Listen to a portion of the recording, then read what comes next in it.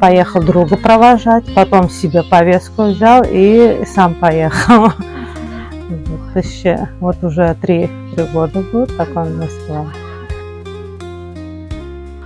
Ну, больно-то много не рассказывает, там всякое бывает. Он снаряды возит, ездит, и на передовую возит, и отцу из России тоже привозит.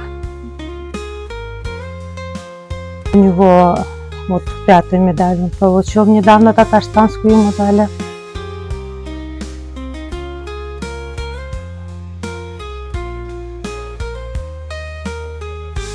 Хорошо, когда вот ценят то, что работу их не радостно, что не забывают про наших ребят. Гуманитарку отправляем через Кукмар.